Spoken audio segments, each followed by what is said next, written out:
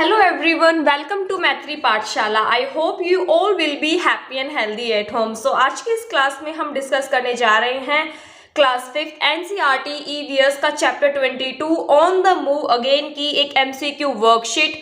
Now let's begin. First हमारा question है which festival do all the relatives come to Dhanu's house to celebrate? धानु के घर पर सभी जो रिलेटिव्स आए थे, जो रिश्तेदार आए थे, वो कौन सा फेस्टिवल सेलिब्रेट करने के लिए आए थे? तो वो लोग वहां पर दशहरा सेलिब्रेट करने के लिए आए हुए थे। नेक्स्ट आपका है which of the following vehicles used by Dhanu relative to come to the village? Dhanu के घर पर जो रिलेटिव आए थे उन्होंने कौन से व्हीकल का यूज किया था? तो वो सभी लोग बुलक कार्ट्स की हेल्प से उनके घर तक आए थे। वो were busy in making different dishes in Dhanu's house. Dhanu के घर पर डिफरेंट डिशेज बनाने में कौन बिजी था? हिज मामी, हिज काकी, हिज आई या ऑल ऑफ देम? तो यहाँ पर हमारा आंसर क्या होगा? All of them. वो इज मुकद्दम। मुकद्दम कौन था? The agent for sugarcane factories. The agent वो लैंड्स मनी। एक एजेंट था जो कि लोगों को पैसे उधार देता था। बोथ ऑफ देम या नन ऑफ देम? तो मुकद्दम क्या था? शुगर केन फैक्ट्री का एक एजेंट भी था और जो कि लोगों को पैसे उधार देता था। तो हमारा क्या होगा? Both of them. नेक्स्ट हमारा क्वेश्चन है who is the eldest member of Dhanu's family? Dhanu की फैमिली में सबसे एल्डेस्ट, सबसे बड़े कौन थे? तो कौन थे? उसके फादर, हिज फादर। इसलिए जो सब लोग थे वो उनके घर पर दशहरा सेलिब्रेट करने के लिए आए हुए थे। Next is to manage the remaining 6 months What do the villagers do? बाकी के 6 महीने उन गुजारने के लिए गांव के लोग क्या करते थे? They borrow money from the other villagers. They borrow money from the land owner या they borrow money from relative. Relative से पैसे उधार लेते थे। वो लोग क्या करते थे? मुकद्दम से पैसे उधार लेते थे। They borrow money from the Muqaddam. Next है families like Dhanu work on the land of big farmers till rainy season. तब तक रेनी सीजन और तब तक वो जो धानु की तरह ही जो बाकी परिवार के लोग थे वो बड़े फार्मर्स की जमीन पर काम करते थे। नेक्स्ट हमारा है Muqaddam gave the details of the dash taken by each family. वो किसकी डिटेल देता था? जो परिवारों ने लोन लिए थे उनकी डिटेल्स वो देता था। The mukadam meeting is related to. मुकद्दम जो मीटिंग करने आया था उसकी मीटिंग किससे रिलेटेड थी? He explained to villagers about the area in which they would go for the next 6 months. Villagers को किस एरिया में काम करना था? वो इसलिए मीटिंग करने आया था, उसे लोन देना था, उन्हें जो मुकद्दम था उसे उनको काम के बारे में जानकारी देनी थी। तो ये सभी रीजंस थे मुकद्दम के मीटिंग करने के। नेक्स्ट हमारा है वेयर वर आई एंड मामी काके बिजी मेकिंग इंक। जो आई, मामी और जो उसकी काकी थी वो क्या बनाने में बिजी थी? तो जो उसकी आई, मामी और काकी थी वो सभी मिलकर पूरन पोली और कड़ी दोनों चीजें बना रही थी। नेक्स्ट हमारा है एजेंट वो lands money to poor village peoples. गांव के गरीब लोगों को पैसा उधार देने का जो काम था एजेंट का, उसे क्या कहते हैं? उसे मुकद्दम कहा जाता था। धानु मामी वॉन्टेड हिम टू। धानु की मामी क्या चाहती थी? कि वो अच्छे से पढ़ाई करे। Dhanu mami gave him dash things from village market. Village market से उन्होंने उसे क्या क्या दिलाया था? Pencil, eraser, notebook, all of them. Dhanu missed his dash a lot. वो अपनी ग्रैंड मदर को बहुत ज्यादा मिस करता था।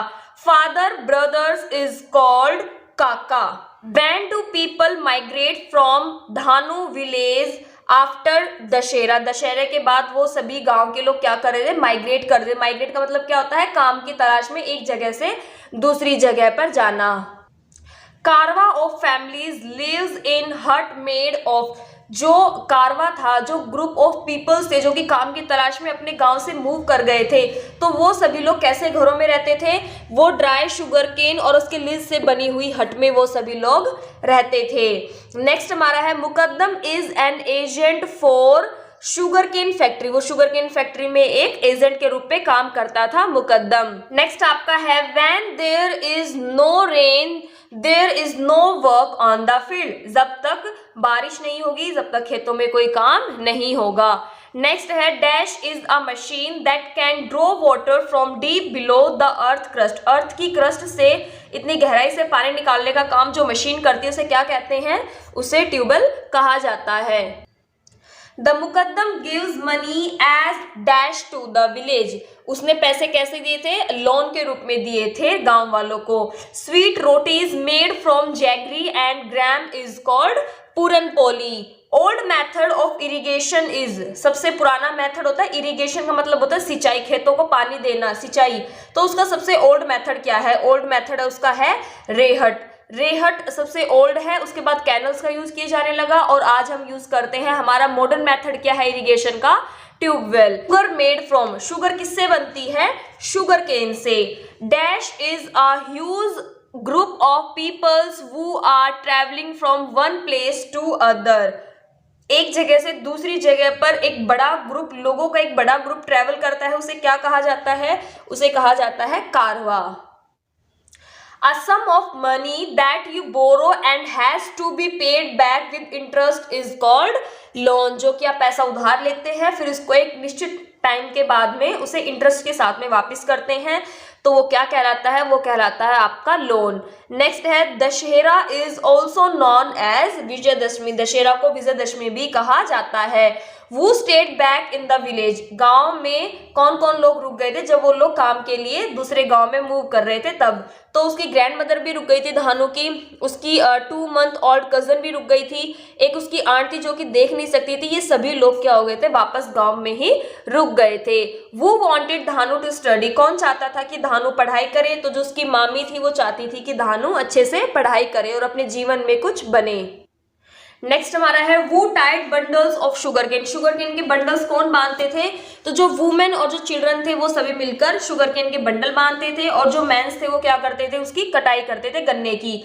Which is not made in sugarcane factory. Sugarcane factory में इनमें से कौन सी चीज नहीं बनती है? तो जैगरी, आपका गुड़ और चीनी तो उसमें बनते ही हैं। जो आपका हनी है वो शुगरकेन फैक्ट्री में नहीं बनता है। इसका राइट आंसर होगा आपका हनी। नेक्स्ट है why Dhanu could not go to school. Dhanu school क्यों नहीं जा पा रहा था? कि वो अपनी फैमिली के साथ दूसरे गांव में मूव कर गए थे। Because he has to move with his family. What suggestion was given by mami for Dhanu education. Dhanu की एजुकेशन को लेकर उसकी मामी ने क्या सजेशन दिया कि जब हम नेक्स्ट टाइम अपने गांव से मूव करेंगे तो हम धानु को वहीं पर छोड़ के आएंगे, उसे अपने साथ नहीं लेकर आएंगे। Live him in village next time. Whose job was cut the sugarcane। Sugarcane को काटने का काम किसका था? तो शुगरकेन को काटने का काम था वहां के मेंस का। What did धानु मामी buy from the market। Bhanu की जो मामी थी वो मार्केट से क्या लेकर आई थी? आई थिंक ये क्वेश्चन वापस से रिपीट हो गया है। पेंसिल, इरेजर, नोटबुक, ये सभी चीजें धानु की जो मामी है वो उसके लिए लेकर आई थी। आगे जो आप देख रहे हैं ये कैश क्रॉप है, लॉम सॉइल वगैरह लिखा हुआ है। ये चीजें आपको मैं बाद में समझाऊंगी, उससे पहले मैं आपको शुगर केन के बारे में कुछ बेसिक बातें बताती हूँ। जैसा कि आपने इस चैप्टर में पढ़ा, आपने देखा इस चैप्टर में कि शुगर केन का कहीं ना कहीं इसमें जिक्र आया है। तो आप अभी 5th क्लास में हो चुके हो तो आपको थोड़ी बेसिक नॉलेज होनी चाहिए शुगर केन के बारे में, शुगर केन की फार्मिंग के बारे में। हायर क्लासेस में जब आप जाएंगे तो इसके बारे में आप डिटेल से पढ़ेंगे। यहाँ पर सिर्फ मैं आपका एक बेस तैयार कर रही हूँ, इसे समझने की कोशिश कीजिएगा। तो हम पढ़ते हैं शुगर केन के बारे में, गन्ने की खेती के बारे में। आपसे पूछा जाए कि गन्ना सबसे ज्यादा कहाँ होता है, तो पूरे विश्व में, पूरे वर्ल्ड में जो सबसे ज्यादा गन्ना है वो आपका ब्राजील में होता है और इंडिया उसमें 2nd नंबर पर है। 1st नंबर पर आपका ब्राजील है और 2nd नंबर पर आपका इंडिया है गन्ने के उत्पादन में। उसके बाद हम चलते हैं कि गन्ने की जब फार्मिंग की जाती है तो उसके लिए टेम्परेचर क्या होना चाहिए, बारिश कितनी होनी चाहिए, सॉइल कैसी होनी चाहिए, कहाँ पर जो गन्ना सबसे ज़्यादा होता है हमारे इंडिया में, गन्ने से कौन कौन सी चीज़ें बनती हैं, ठीक है, और गन्ने को कब बोया जाता है और उसकी फसल लगभग कितने महीने की होती है। तो गन्ने की फसल के लिए जो टेम्परेचर होता है वो आपका 21 डिग्री सेल्सियस से 27 डिग्री सेल्सियस के बीच में होना चाहिए। बारिश होनी चाहिए 75 to 120 सेंटीमीटर के करीब आपकी रेनफॉल होनी चाहिए। फिर बात करते हैं गन्ने की खेती के लिए आपको मिट्टी किस तरह की चाहिए, किस तरह की जमीन पर जो गन्ने की खेती है वो अच्छी होती है। तो जो आपकी डीप लोमी जो आपकी दोमट मिट्टी होती है, जिसे आप जलोढ़ मिट्टी भी कहते हैं, आपने इसका नाम सुना होगा अपने घर में जरूर, आपके दादाजी वगैरह बात करते होंगे जलोढ़ मिट्टी। हमारे भारत में सबसे ज्यादा जो मिट्टी पाई जाती है वो जलोढ़ मिट्टी होती है। आगे मैं आपको जलोढ़ मिट्टी के बारे में भी बताऊंगी। फिर यदि आपसे पूछ लिया जाए कि जो शुगर केन है उससे क्या क्या चीजें बनती है, शुगर केन से बहुत सारी चीजें बनती है। मैंने यहाँ पर मेन चीजें लिखी है, जैसे कि शुगर है, चीनी, अल्कोहल बनाने में भी गन्ने का यूज किया जाता है। उसके अलावा जैगरी यानी कि गुड़ बनाने में भी शुगर केन का यूज किया जाता है। उसके अलावा अल्कोहल और जैगरी के अलावा भी गन्ने से बहुत सारी चीजें बनती है, जैसे कि आपका शक्कर है, खांड है, बूरा है, ये भी आपकी शुगर केन से बनेगी। इसके अलावा शुगर केन को जूस के रूप में भी आप पीते हैं। बहुत सारी और छोटी मोटी चीजें बनाने में भी शुगर केन का यूज किया जाता है। बट यदि मेजर चीजों का नाम यहाँ पर लिया जाए तो सबसे ज्यादा शुगर, अल्कोहल और जैगरी बनाने में शुगर केन का यूज किया जाता है। चलते हैं हम, ये तो हो गई वर्ल्ड की बात कि वर्ल्ड में फर्स्ट ब्राजील, सेकंड इंडिया। यदि आपके इंडिया की ही बात की जाए, इंडिया में आपका कौन सा स्टेट है जहां पर गन्ना सबसे ज्यादा होता है, तो जो आपका उत्तर प्रदेश है उसमें 39 लगभग 40% जो गन्ना है वो उत्तर प्रदेश में उगाया जाता है। सेकंड नंबर पर आता है आपका महाराष्ट्र। महाराष्ट्र में लगभग 20% से ज्यादा जो गन्ने का उत्पादन है वो महाराष्ट्र में किया जाता है। मैंने आपको वर्ल्ड वाइड भी बता दिया है और आपको स्टेट वाइज भी बता दिया है। वैसे तो यदि आपसे पूछेंगे तो वो स्टेट वाइज ही पूछ लेंगे यदि एग्जाम में आ जाता है तो, क्योंकि आपके चैप्टर में शुगर केन का जिक्र आया है तो लाजमी है कि शायद वो कोई क्वेश्चन आपसे पूछ ले, इसलिए मैं आपको थोड़ा बेसिक जो इसकी चीजें हैं वो मैं आपको बता रही हूँ। फर्स्ट नंबर पर उत्तर प्रदेश है, सेकंड नंबर पर आपका महाराष्ट्र है। आगे देखो लिखा है sugar cane is a major cash crop of India. India की एक मेजर कैश क्रॉप है, एक नकदी फसल है। कैश क्रॉप क्या होती है, आपने पीछे एक चैप्टर में इसका नाम भी सुना था, कैश क्रॉप। कैश क्रॉप होती है जिनको कि हम बाजार में बेचने के पर्पज से उगाते हैं, ज्यादा प्रॉफिट मिले इस पर्पज से हम उगाते हैं, तो वो होती है हमारी कैश क्रॉप्स। इसमें शुगर केन भी एक मेजर कैश क्रॉप है हमारे इंडिया की।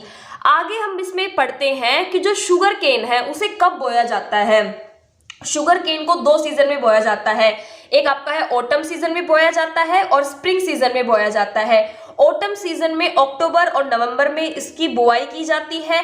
स्प्रिंग सीजन में आपका फरवरी और मार्च में इसकी बुआई की जाती है। और ये जो गन्ने की फसल है लगभग आपकी 8 से 10 महीने में तैयार हो जाती है। चलिए अब हम वापस से पीछे आते हैं। मैंने आपको पढ़ाया कैश क्रॉप, तो आपको पता होना चाहिए कि कैश क्रॉप क्या होती है। A cash crop is an agricultural crop which is grown for sale, जिसे कि हम सेल के लिए उगाते हैं, बेचने के लिए। टू रिटर्न अ प्रॉफिट, जिसे हम बेच के और ज्यादा से ज्यादा प्रॉफिट कमा सके, वो होती है हमारी कैश क्रॉप। जैसे कि आपका कॉटन है, जूट है, शुगर केन है, तंबाकू है और ऑयल सीड्स है। ऑयल सीड्स क्या होते हैं, तिलहन। ये जो फसलें होती है ये आपकी कैश क्रॉप होती है।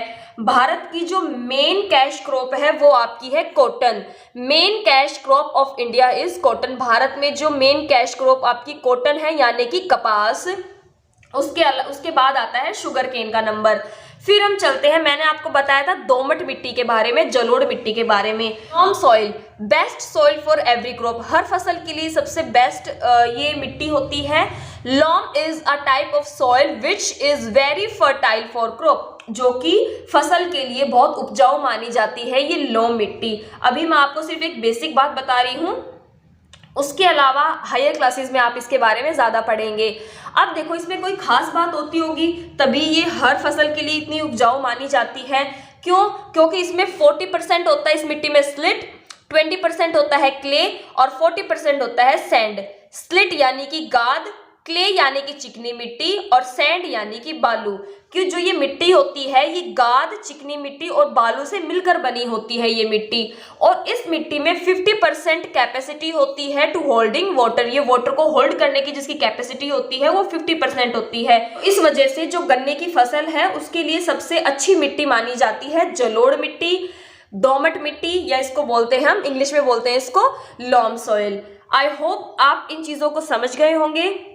यदि आपको थोड़ा बहुत समझ आ गया है, थोड़ा बहुत नहीं भी आया है, तो it's okay, don't worry about this. मैंने सिर्फ आपको कुछ बेसिक जानकारियां दी हैं। इसके अलावा जब हायर क्लासेस में जाएंगे तो आप इसके बारे में थोड़ा डिटेल से पढ़ेंगे। लेकिन बेटा आप अभी 5th क्लास में हो चुके हो और मैंने आपको पहले भी बताया कि इस चैप्टर में आपका गन्ने का जिक्र आया है, तो आपको थोड़ा बहुत पता होना चाहिए कि गन्ने की फसल आखिर होती कैसे है, उसके लिए क्या क्या नीड्स होती है, कैसा क्लाइमेट चाहिए होता है। ये वीडियो आपको कैसी लगी कमेंट बॉक्स में अपना फीडबैक जरूर दे। Watching, have a good day, stay home, stay safe, stay healthy.